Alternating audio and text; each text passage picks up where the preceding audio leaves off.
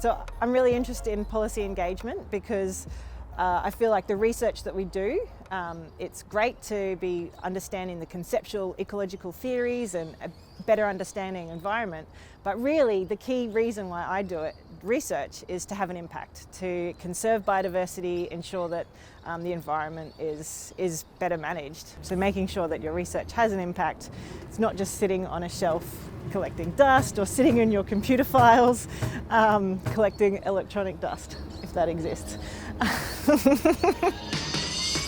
So how do we do this effectively? How do you make sure that your research is not sitting on a shelf collecting dust? There's 5 things you can use to help inform policymakers about your research. So the first one is knowing your target audience. So understanding who is the most relevant person or organisation or institution who could take your research and apply it to decisions.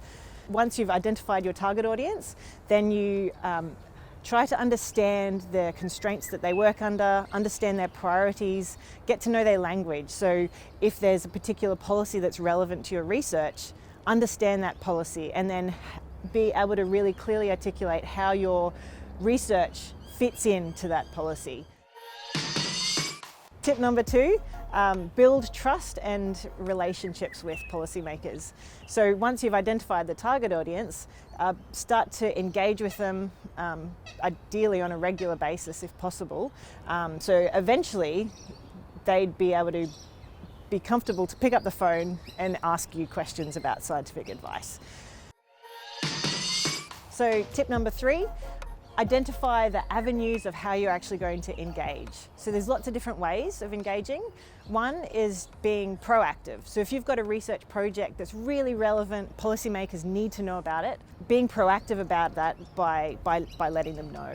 And you can do that by creating a policy brief, so a 1 to 2 page document that identifies why it's important and then what your research findings are and recommendations for that particular issue. And then contacting them and trying to set up a meeting with the people who are relevant.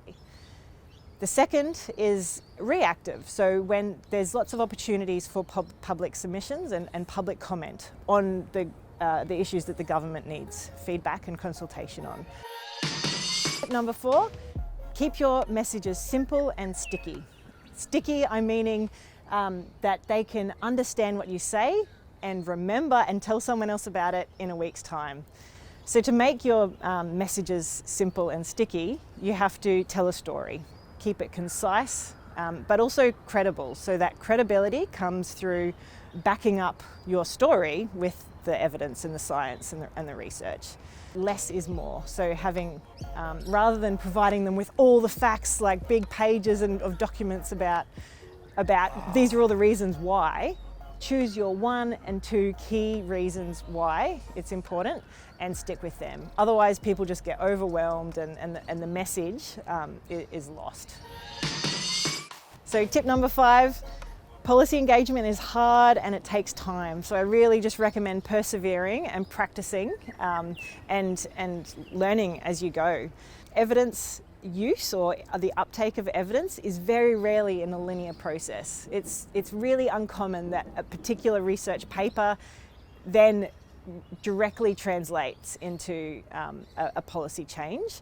It's more about this big soup of information where there's lots of different factors and information coming in from many different stakeholders.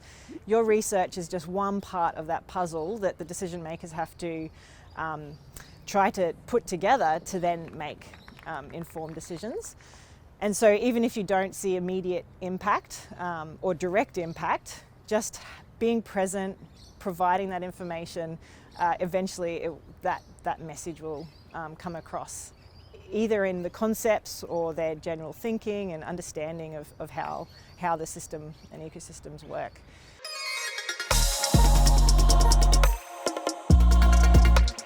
So finally, the last thing is just to remember that your voice and expertise as an ecologist or a conservation scientist is really valuable. By providing that time and input into policy engagement, it's very useful and important, and just give it a go.